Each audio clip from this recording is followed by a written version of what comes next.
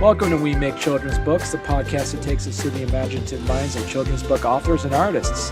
I'm your host, Barney Smith of Storycomic.com, and we're excited to have back with us the internationally acclaimed and talented comic creator of Lugo Arts, Patrick Lugo. Patrick. Happy New Year, Barney. Twice over now. I know, see? Look at that. And so you're here, because we were just talking before we went on the air, just about, things that are happening in the new year, and you are here also to talk about and represent the Kids Comic Unite. I visit the group. I'm part of the group. I'm more of a lurker of the group, and not maybe as interactive as I should be. But I mean, you are right up there. You're so far up in the KCU group that you actually have your own picture in the About Us page. So that's something special right there. It's been a remarkable journey, but I have to admit that Kids Comics Unite has been so pivotal in so much of the recent success that I've been privileged to participate in over the past handful of years. So it's been a wonder, and it's been a privilege to be able to benefit from them and then turn around and try and help this community grow and achieve new levels of accomplishment. Right. So that's one of the things I'm here to talk to you about, is our latest crazy collective endeavor. Yeah. So talk to us. So it is, you guys are now making, and you guys are doing your own anthology, and you are no stranger to anthologies as well, Patrick. This is true. One of my first big breaks, we can call it, was appearing in an anthology titled Speculative Fiction for Dreamers. Mm-hmm. That was in 2021. I'll be in a second, almost a thematic sequel to that anthology, which I will have a comic in this year. And that one's called From Cocinas to Lucha Libre Ringside, right? So it's a Latina comics anthology focused on Latin food and Latin sports. And so I have a short comic in there about the antics around church picnics and things like that. But that'll be coming out later on this year. And that's a different project than the project that I'm here to talk to you about, because Kids Comics Unite is doing it very differently. Exactly. And I want to remind our viewers and listeners out there that if you are someone that is into kids comics, if you're into someone that's into young adult graphic novels, any of that stuff, this is definitely the go-to group to be a member of. And it's called Kids Comic Unite. It is kidscomic.unite.com. You can't miss it. And you're here to tell us a little bit about the anthology that you are all presently going to be working on. Yes, we have been working on it for just about a year now, right? It's called Let's Go, a Kids Comics Studio Anthology. So the key details, right? Kids Comics Unite is a free online community focused on comics for kids. It's awesome. Comics are for kids again. But then within that community, there's a premium community, a subscriber-based community called Kids Comics Studio. And that's for people who are willing to really invest in their careers as graphic novelists. We have weekly meetings, we have seminars with professionals, we bring editors in to kind of go over people's projects, right? It's really designed to give people practical tools on a weekly basis to help move them forward in their career. And so I benefited from that program when it was an intensive, a strict 6-week course. And since then, I've helped evolve the community so that they can have, the free aspect and then the subscriber aspect, which is the studio. And then one of the things that we've decided we were inspired to do, and this came up last year, was to learn by doing, right? Publishing has been changing so drastically, for the past handful of years, and comics publishing in particular. And so we kind of, realized that we should put into action some of the feedback that we've gotten. Like one of the things that I've learned is that getting yourself into an anthology is a great way to kind of get your career momentum started. It's a low bar. It's usually a small contribution. You're not creating a 200-page masterpiece. You're doing a 5-page comic that's going to sit alongside a bunch of other 5-page comics or whatever. And so, like, doing an anthology is a great way for people who are still getting their publishing careers started. It's a great way for them to take a step forward.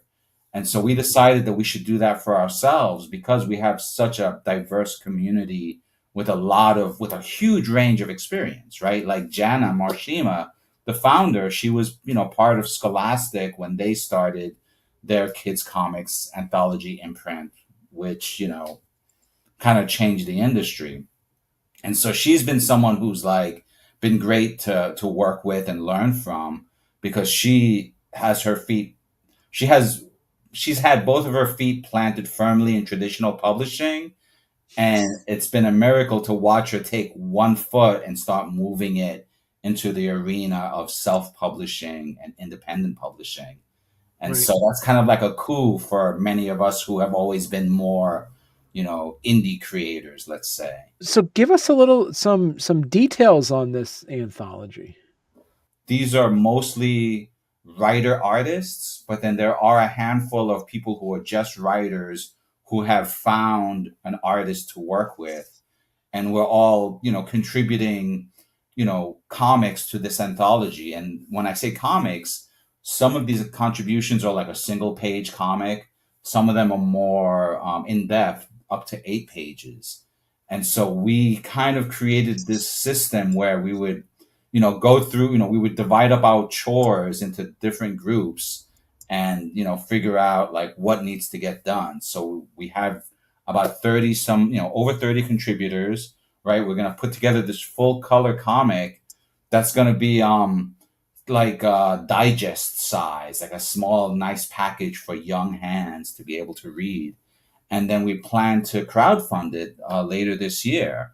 But what that's not what makes it interesting. What really makes it interesting was the way that we kind of created a system of like a system of collectively creating this project together, right? We divided Mm. ourselves up into a series of committees, and each committee was focused on a specific element of the publishing process, right? So that as we moved forward, we would have some people who have experience in that arena sitting alongside people who have no experience in that arena. And then together they could figure out such things as how many pages do we want this comic to be? What's the finished size? What are going to be some of the aspects that make it, a project? Like there's going to be a theme, right? And so there was a whole in-depth process where we peeled off a handful of people to focus on the editorial aspect of the project, Mm. right? And then we one of the tasks that they undertook was deciding that this should be a themed anthology. So rather than just being a collection of short stories, anyone does what they want, the editorial group figured out a theme based on the interests that we all collectively had. And then we built that theme brief around what we want to do. So the title of the project is called Let's Go. And the theme has to do with taking a journey and what you encounter along the way. And so that's like that was became the really broad concept around which different people made their comics for the project. Mm. At the same time, me being an indie creator, I took on the marketing side of the endeavor. And so I've been working with a bunch of the other creators to kind of create this identity for the project. So such things as building a landing page, starting social media, creating that little mascot that you see on the screen right there. So we have our aunt, she's called Aunt Holly G. She's the mascot for our anthology. And, it's that kind of whimsical humor that we would not have discovered if we just decided we're going to publish an independent anthology, right? It's Right. the fact that we were building it, we were trying to build an identity for this project, that the creative process led to, let's create a mascot. And what if that mascot was an ant? And what if that ant's name was Holly? And then it just built up from there. And so as a result, we have this cute little character that we've been playing games with. We launched the Kids Comics Anthology social media account so that we can create little short comics using this character to kind of help let people know, we're a bunch of creative, you know, fun loving characters looking to create this project. And here, have an example. Meet our Right. aunt. And so Patrick, it is the crowdfunding campaign is going to be starting. I'm just going to take a guess. Tuesday, April 22nd, 2025. I'm just guessing. Bingo. That is exactly when Jesus. we're Wow. doing it. And let Okay. me tell you, we decided on that date sometime in June of last year, right? Like, so Uh-huh. if we had had this conversation around March or April of 2024, I might have been telling you to expect this comic anthology to come out over the summer, Mm. right? But not everyone amongst our 30 plus participants is comfortable with that level of building the jet plane as the jet plane taxis down the runway. And so after a few meetings and a lot of feedback, people wanted to consider such factors as the school year, right? Like Mhm. they wanted a lot of our creators are parents, so they wanted to be able to focus on this project and not let that project, slam into whatever obligations they may have as a school year ends. So that's like an example of some of the stuff that I learned, being a kind of a DIY creator, right? I Right. tend to just do it myself. And if I need to learn how to do it, I'll learn while I'm doing it, right? So fortunately, we had people who had a little bit more restraint. And so they've been working to kind of create this, more comprehensive schedule. And so we settled on the third Tuesday of April to launch a Kickstarter campaign to fund this book. Yeah, people in this group are not strangers to Kickstarter as well. We have a handful of people who have crowdfunded their own projects before. We have a handful of participants who've been published legitimately. One of the contributors who I'm actually collaborating with, he's a writer who's written for Marvel Comics Doctor Strange. Mhm. So we have like a wide range of talent, huge range of talent, and we have a pretty broad range of experiences. And so part of the ethos for this project is to put that experience on display so that other people who are less familiar with crowdfunding can kind of learn by working alongside of us. And so the Mhm. same is true for such things as the marketing, right? Like, as you know, Barney, I'm fairly prolific as a newsletter writer. And so um, one of the things that I was focused on was launching a newsletter specifically for this project, because while we're learning how to create this campaign, we are also learning how to do all of these other aspects of publishing, like how to take good meeting notes, how to organize a timeline so that, things get completed in time for the next stage. And so like these things are like become valuable like learning assets that we've been sharing with each other, because while I might have certain skills, there are other members of our community who are much more skilled at some such things as like spreadsheets and timetables, right? So I would probably avoid trying to do it, or I would do it in a way that works for me. But then here's someone who knows how to do a proper timeline.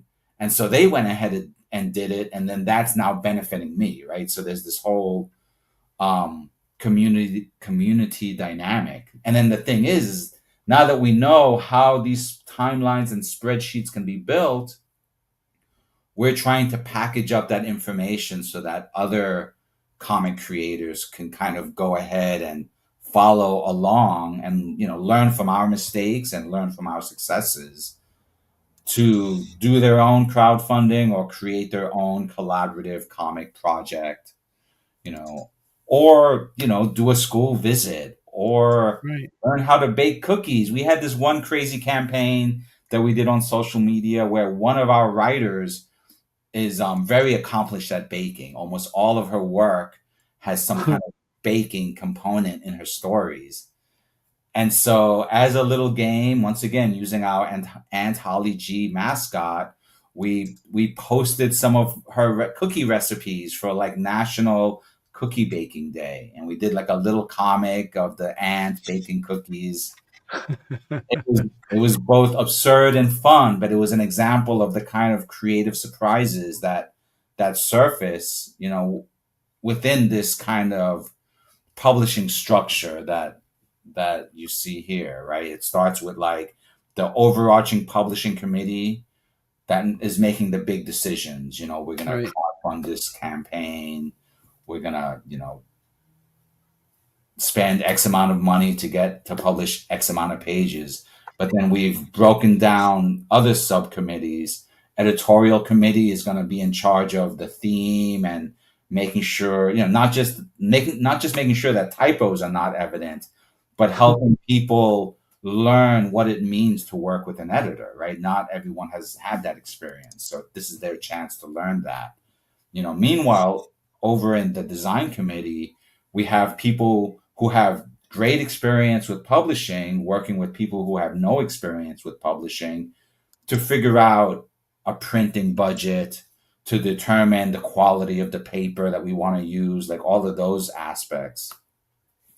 We then have a marketing committee, which I've been in charge of, and that's been the group that's just been trying to get the word out there, trying to keep track of all the details because there's so many surprises that we encounter along the way that we think they'll be useful for the people who follow behind us, right? And then Right.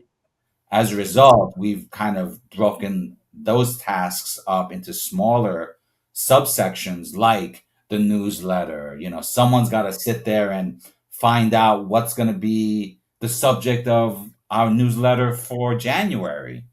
And I'll tell you, hasn't come out yet, so people can still subscribe. And that's going to be a deep dive into the process of how we decided our theme. Right. And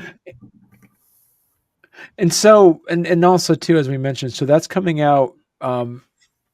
So fast forward a bit for me, Patrick, and say there's a librarian that is watching this or listening to this 2 years from now, and they're like, "Wow, this sounded like this Let's Go anthology sounded amazing.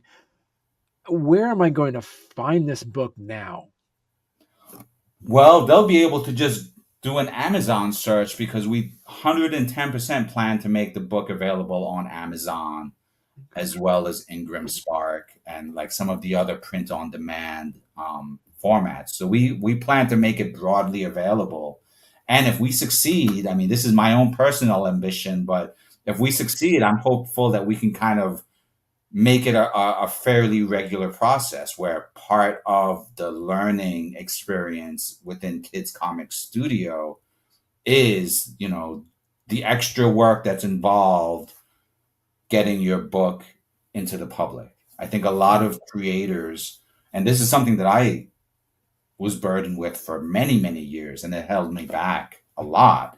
But a lot of creators are enamored with the idea of just being the person that creates the art and then having somebody else go out there and try and get that book on the bookshelf try and get it into people's hands. But I mean, that doesn't really map onto reality anymore. And so a lot of creators have to also be their own publicity team.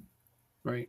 You know, some people are better at it than others. And so we want this project to kind of show like that it's not just about delivering that 8-page comic. It's also about showing up to do the extra things that result in a character mascot, that result in these little extra social media perks, that result in these newsletter updates, right? Like that's a thing that I think a lot of creators overlook. Right. And so if we can establish that as like, this is part of what it takes, then I think not only will we benefit, but like the community at large will benefit in terms of having a better idea of what's and why books take so long to produce. Right. And as we mentioned, it's like I also just want to reiterate to our listeners and viewers is like, if you are anybody who is an illustrator or into kids comics or kids literature, this is definitely a group that you need to be a part of. It's called Kids Comic Unite, and in April 22nd, 2025 is going to be the launch of their first anthology series. It's going to be a little over 200 pages, right, Patrick? We're shooting for approximately 200 pages. You know, it's going to be a nice, thick, perfect bound book, full color. I've looked at the submissions and it's really inspiring to see the quality of art that people are delivering.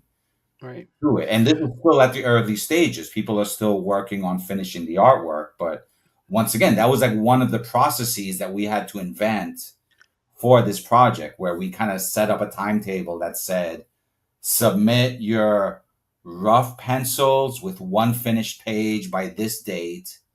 And then in January, we'll check in to see some more pages. And then I think in February, we'll check in again, right? Because not everyone has the experience of like delivering a project within a specific deadline. So we're kind of structuring our process to be able to help those people succeed, but then also so that we can kind of share with the greater community what we've learned, what we're making, and what it looks like. You know, in the next couple of months, we'll be having some of the creators of the anthology. It's going to be on the podcast as well. Yeah, that's one of the things that I've been really excited about personally, because, you know, all of these different levels of experiences, all of these different approaches to creativity, right? I've been like able to just take all of these because of the meetings that I've attended, and because, you know, I'm crazy enough to want to attend extra meetings. I've been able to have a peek at all of these different processes.